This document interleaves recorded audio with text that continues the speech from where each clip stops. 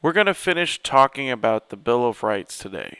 And the last two amendments that we'll discuss are the Ninth and 10th Amendment. So the Ninth Amendment, while it's written not very well and has a lot of big words like enumeration, which just means to number things, we're going to summarize what it really means. So, under the Ninth Amendment makes it clear that the Bill of Rights does not cover all our rights as American citizens, but just outlines really important rights.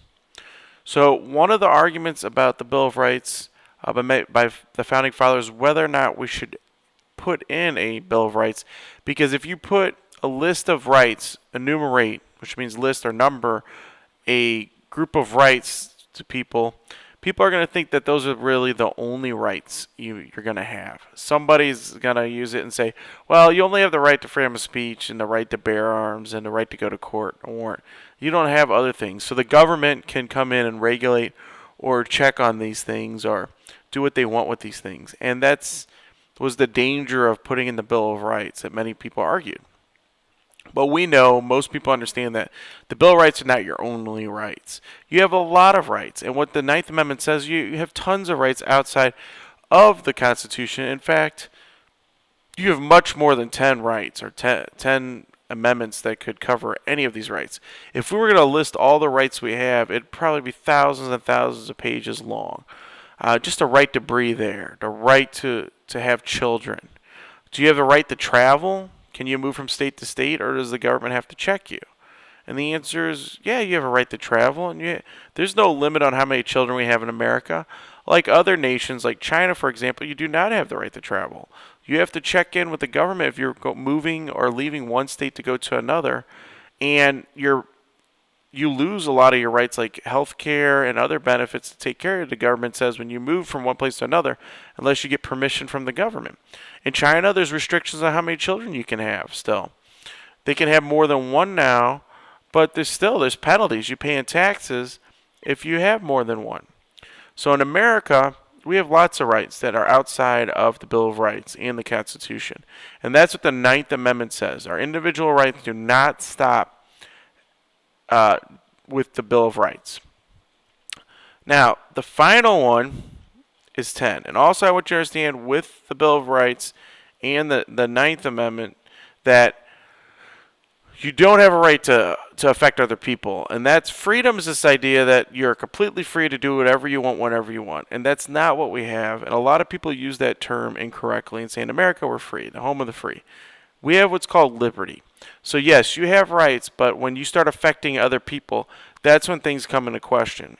And some of the things that are questioned today are stuff like drug use, even smoking cigarettes, because yes, while it affects your health and it hurts you and it will kill you in the end, the question is that going to come across and affect other people? So, like for example, who's going to have to pay for that to happen?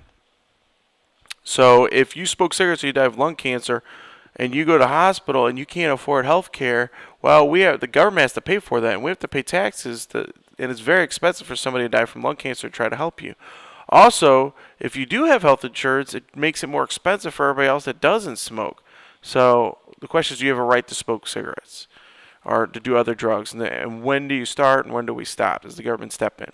Now, the 10th Amendment is the last amendment.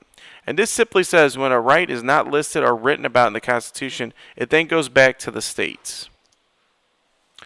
The states have what are called reserved powers over laws that are not mentioned in the Constitution. The state have reserved powers. Your powers are reserved to the state. So if it's not in the Constitution, it goes back to the state. For example, education. There's nothing in the Constitution that you have a right to education, but we do. And every state in America has public education. And they run their own education systems, okay? There's many things that are mentioned. Marriage is not in the Constitution. Do you have a right to get married? Yes. Who's in charge of that? Well, according to the 10th Amendment, it goes back to the states. That's their reserved powers. So I just want you to be clear. If it's not in the Constitution, it's not in the Bill of Rights, under the 10th Amendment, it makes it clear that it goes back to the states. And the states have to deal with it. So if there's something that we really want to change, or we want to make sure that everybody in America has that right, we need to make an amendment to the Constitution. So it would probably be the next amendment would be the 28th Amendment, and you can amend the Constitution, and it's been amended 27 times. But the first 10 times happened by 1791. So only 7 times since 1791 have we amended the Constitution. So it's pretty hard to change the Constitution. You have to have 2/3 of the House of Representatives vote for this amendment. You have to have 2/3 of the Senate vote for this amendment, and then you have the president sign off on it. And then, even then, the Supreme Court could veto or could rule it unconstitutional and shoot the whole amendment down. So that's why there's only been 27 amendments. So thanks for staying with me, guys, and learn about the first 10 amendments. Remember, the 9th Amendment says that just because the right is not in the Constitution or in the Bill of Rights, you still can have rights outside the Bill of Rights, like how to have children or a right to education or to drink clean water. And the 10th Amendment says, but if it's not in the Constitution, that right goes back to the states, and they get to decide the laws and decide what rights you should have based on your state. So have a good time. Take care.